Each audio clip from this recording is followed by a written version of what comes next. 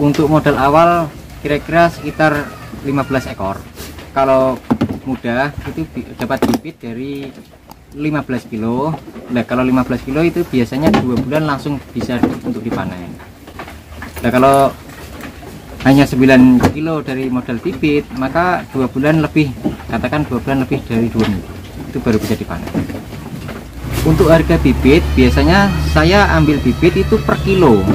Jadi ketika saya beli 1 ekor kambing ditimbang, saya jualnya pun juga ditimbang. Untuk jumlah saat ini, kalau saat ini 68, tapi kalau kemarin 75.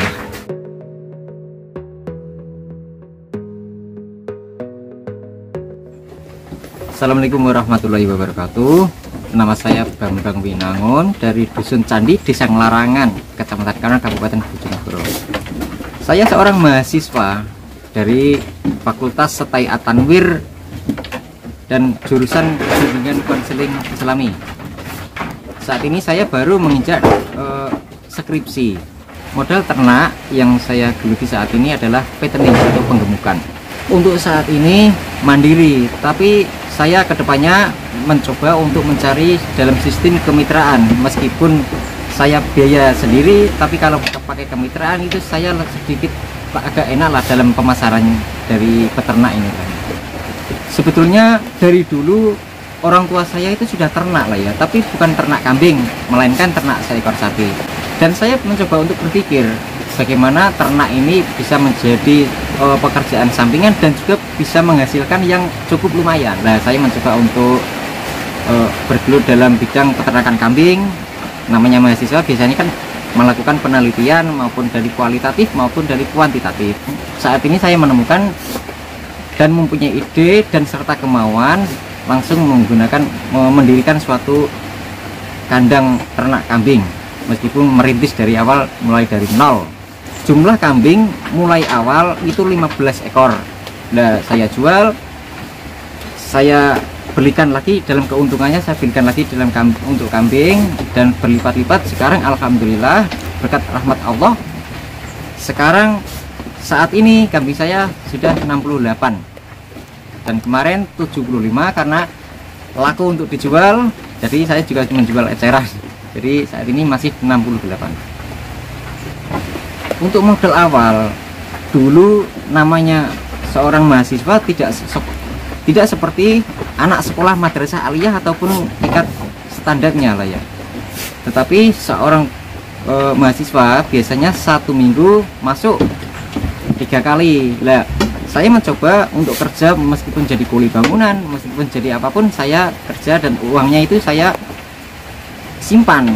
Dan saya berinisiatif semoga nanti uang dari hasil saya kerja saya ini bisa untuk mencukupi biaya kuliah saya. Akan tetapi di tengah perjalanan kok mempunyai inisiatif yang untuk mendirikan ternak kambing. Nah, uangnya itu saya kumpulkan untuk membangun di kandang dan sekarang ini mendirikan suatu ternakan kambing. Yang saya teliti itu yang paling mudah kambing jenis gibas. Meskipun bulunya itu dipotong, itu malah lebih bagus karena dari penyakit itu, sumber penyakit sebetulnya dari kambing itu adalah mulai dari bulu-bulunya itu sendiri. Untuk kambing gibas, keunggulannya itu cepat gemuk, minatnya itu lebih banyak daripada kambing-kambing sekarang ini kambing-kambing etawa ataupun kambing yang lainnya. Untuk kandang kambing gibas biasanya jika digunakan untuk penggemukan, itu biasanya ukurannya panjangnya itu 1,20 meter cm. Meski agak sedikit sempit, tapi namanya penggemukan kan tidak boleh untuk terlalu banyak untuk bergerak, namanya penggemukan.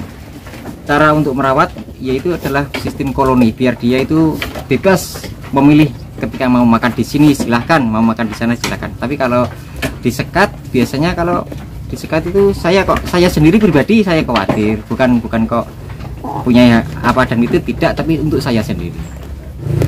Kalau jenis pakan, saya memakai pakan kering dari berbagai jenis, berbagai rangkuman yang digiling menjadi satu dan saat ini untuk dibuat untuk makan kambing.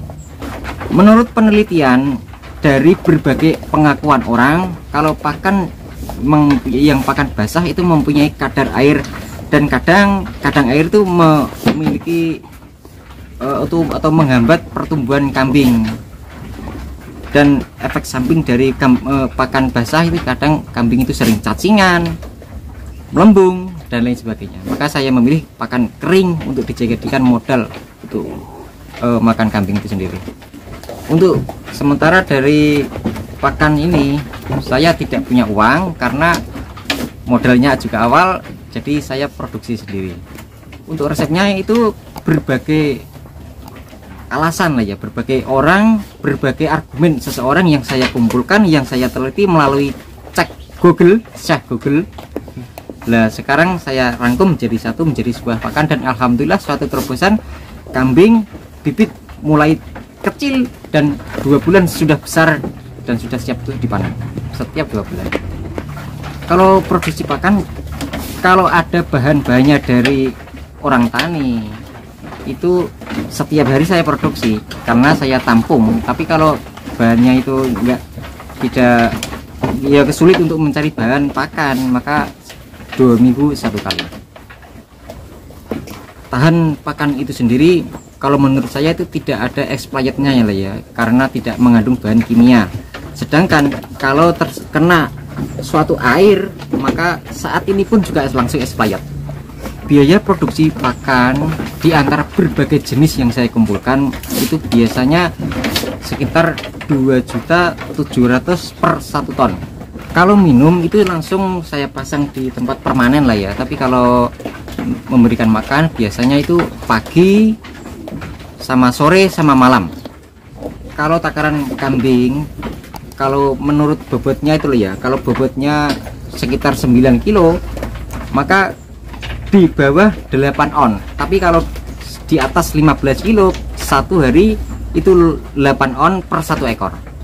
Kalau nutrisi campuran itu tidak ada lah ya, hanya air putih biasa. Tapi kalau campuran pakan ada premix untuk pertumbuhan tulang, dan juga ada yang lainnya, ada gandum, kolar, dan tungkil kelapa, juga selamper, dan juga ada juga yang onggok kedelai, dan juga untuk pokoknya bahan-bahan yang murah lah, karena produknya juga merintis dari awal. Kalau sumber pembibitan biasanya dari yang menjual kambing atau pengepul bisa, ada juga yang dari pertanian. Tapi kalau dari pertanian itu agak lama lah ya, karena 1 ekor 2 ekor biasanya kan orang tani kalau menjual itu hanya 2 ekor 3 ekor, tidak langsung berbanyak ekor. Kalau usia kambing itu tidak menjadi dominan. Kalau saya jual itu kan kilo per kilo. Meskipun kambing berumur 7 tahun, tapi kalau tidak sesuai dengan standar kilo di atas 20 kilo, maka juga saya tampung di sini untuk menjadi penggemuk lagi untuk sampai bobot 20 kilo.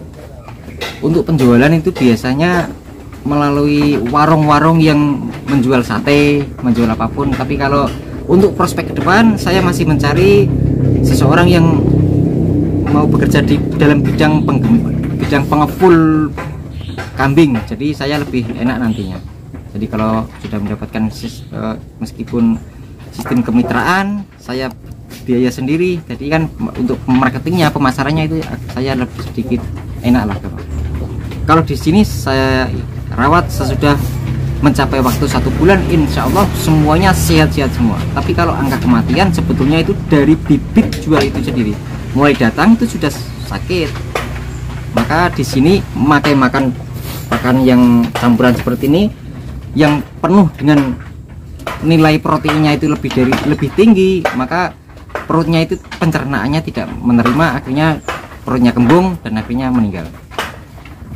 Untuk tips dan perawatannya, biasanya dalam setiap 1 minggu saya semprot pakai desinfektan berupa Rudalon untuk kebersihan. Kadang biar cacing-cacing apa itu namanya, penyakit tidak nempel kepada kulitnya itu, saya pakai desinfektan berupa Rudalon.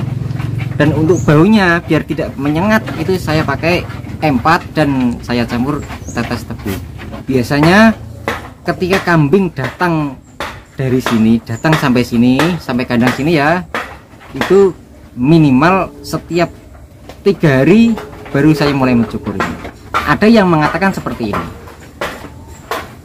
ketika bulunya itu sangat lebat maka gampang terserang penyakit. Ketika bulunya itu sangat lebat maka pertumbuhannya itu dari bulu itu sendiri. Maka ketika bulu itu dicukur yang bersih, penyakit alhamdulillah bisa disingkirkan. Yang pertama dari cacing parasit, dan pertumbuhannya pun langsung ke daging, bukan ke lemaknya itu. Jadi saya lebih setuju dan mengumpulkan suatu data efek samping dan keunggulan dari domba yang sudah dicukur bulu-bulunya itu dibersihkan semuanya. Jadi sesuai penelitian dan sesuai angan-angan dan sesuai bukti yang sudah ada, maka saya lebih memilih untuk mencukur bulu kambing yang bersih. Suka duka bagi saya, bagi ternak kambing, sukanya ada, dukanya tidak ada.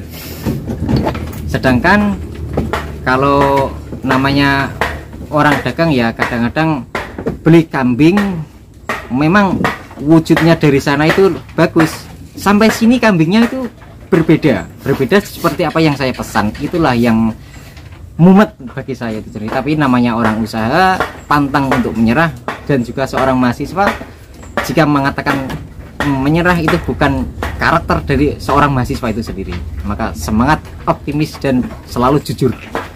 Untuk bagi para pemula, saatnya gini, apapun yang kita laksanakan, apapun yang kita inginkan untuk mencapai kesuksesan, pasti ada yang namanya hambatan, tantangan, cobaan.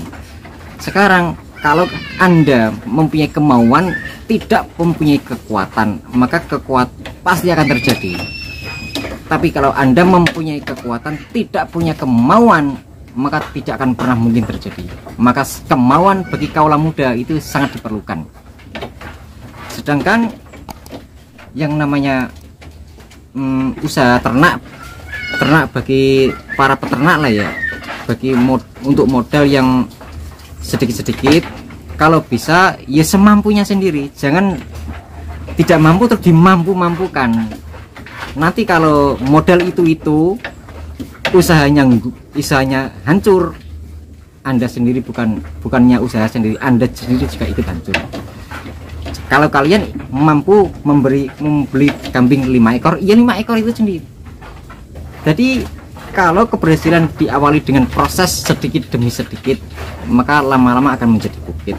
Meskipun nanti ada hambatan, tantangan, cobaan, kuatkan kemauan, semangat dan optimis, dan selalu jujur, dan jangan lupa berdoa kepada Yang Maha Kuasa. Untuk nama peternakan saya, dan insya Allah saya beri nama Pasca Putra Candi Selalu Berkarya. Jangan lupa untuk selalu menonton channel YouTube Tali Sukses agar tidak ketinggalan informasi putar anak kandang. Jangan lupa subscribe.